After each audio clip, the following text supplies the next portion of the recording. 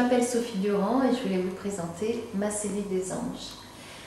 Qu'est-ce que le personnage de l'ange? Le personnage de l'ange, pour moi, c'est une partie interne et profonde de nous-mêmes. C'est une partie qu'on doit exprimer, c'est une partie que souvent on dissimule ou qu'on ignore. Et c'est pourtant notre moi profond. L'ange que j'ai représenté, c'est un personnage jeune, un adolescent entre l'enfance et la maturité. Parce que c'est un personnage d'éveil qui doit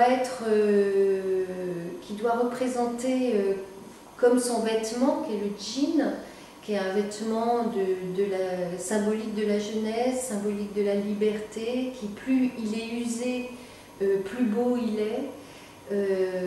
Voilà, on n'a pas besoin de grand chose comme enveloppe extérieure, un vêtement usé, et par contre cette deuxième peau, elle doit être habitée par l'essentiel, c'est-à-dire la partie profonde de nous-mêmes, qui donc est incarnée ici sur cette toile par l'ange.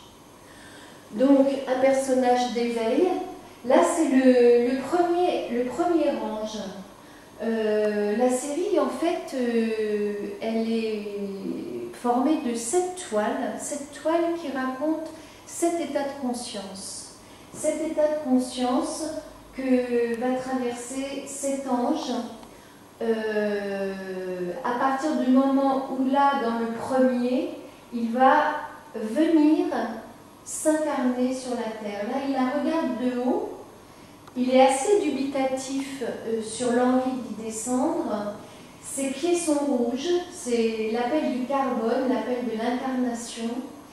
Et les ailes sont remplies de noir, c'est-à-dire qu'elles sont habitées par énormément de mémoires à nettoyer. De mémoires à nettoyer comme les impuissances, les chagrins, les peurs qui nous habitent tous. Et là, eh ben, oui, il va falloir y aller, il va falloir aller nettoyer tout ça sur cette terre. Là, on arrive donc à l'arrivée sur terre, donc à l'atterrissage du deuxième ange de la série. Et là, c'est autour de son cou qu'est le rouge. C'est-à-dire qu'en arrivant, on a du mal à respirer, on suffoque. On ne peut pas exprimer ce que l'on ressent, ce que l'on a à dire.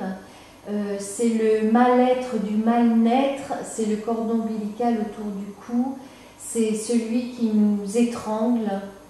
Et on arrive donc sur cette terre de façon extrêmement inconfortable, au milieu de cet orange qui symbolise les pollutions, les trahisons de l'homme envers lui-même.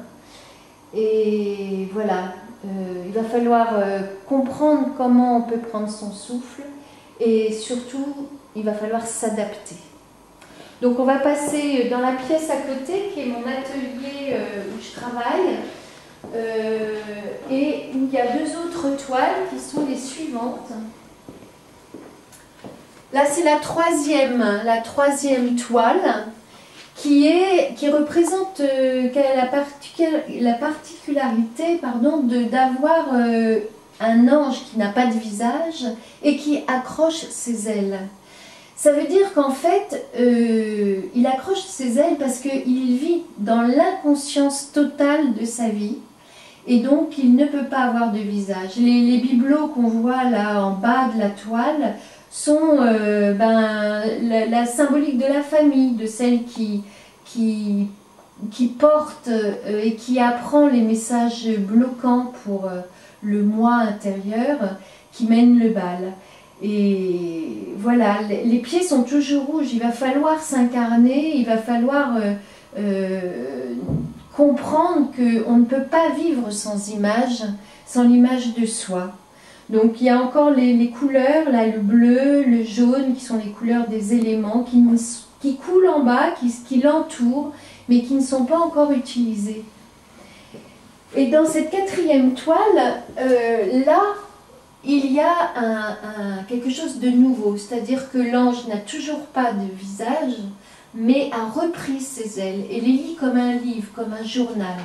C'est-à-dire que là, il va prendre connaissance de son histoire, il va prendre connaissance de son ombre qui lui fait face, où sont écrits toute son histoire personnelle, tous ces monstres qu'il va rencontrer. Et enfin se dessine le visage de sa conscience qui le regarde en face, il la regarde en face, et il va pouvoir, de ce visage qu'il découvre de lui-même, en prenant conscience de son histoire, de sa conscience, pouvoir s'adresser au monde et avoir lui-même son propre visage, sa propre image. Donc on va continuer, on arrive à cet ange-là, au cinquième.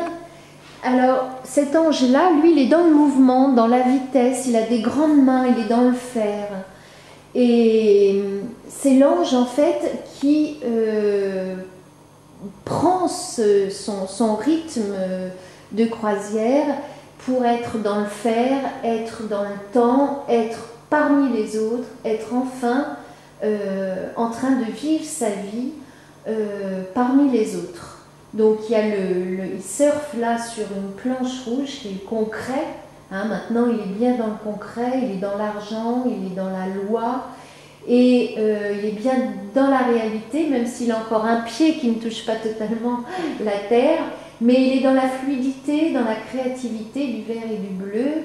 Il est parti, en tout cas, pour vivre sa vie au milieu des autres et dans le plaisir d'être lui-même au milieu des autres. Là, derrière moi, maintenant face à moi, il y a le sixième ange, qui est un ange différent. Différent parce que la toile est enduite là de sable, donc on est dans la particule minérale. C'est-à-dire que l'ange, là, a posé ses ailes, mais les tient, et il a la tête inclinée. C'est-à-dire qu'il a accompli son incarnation, il fait partie de la particule, il fait partie de l'univers, il a compris son être invisible, son intelligence, il a compris sa conscience, la conscience du monde, et également la foi de pouvoir y être. Et puis on arrive au dernier ange, l'ange de la joie, si l'on peut dire, l'ange de la joie qui quitte le concret, le rouge, et qui s'élance vers l'unité de la lumière, vers le blanc, vers l'éther, vers le monde céleste. Voilà, tout est accompli, il est enfin totalement libre, il a été totalement dans la transformation, il n'a plus peur d'aller au-delà des limites, il n'a plus peur de percevoir ce qu'il n'a jamais pu aborder, et voilà, il est libre de toute sa mémoire, de toutes ses mémoires, de toutes ses peurs, il est enfin libre de pouvoir rejoindre l'univers dans son entier. Voilà, donc ça c'est la série des anges.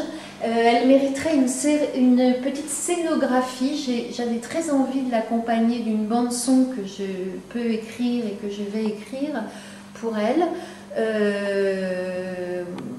Je pense que ce serait bien aussi d'avoir un ange en 3 dimensions, en volume, faire une sculpture donc d'un des anges pour mettre pendant l'exposition de ces 7 toiles qui sont une technique mixte hein, entre plâtre et huile. C'est un format 100p chacune, hein, donc de 162 par 114. Et voilà, et bientôt il y aura mon site que je viens de terminer qui sera donc sur le web et on pourra donc revoir tout ça. Donc, eh ben, voilà, je vous remercie de votre attention et puis on peut me joindre donc sur mon mail sophiedurand.bret@yahoo.fr. Merci.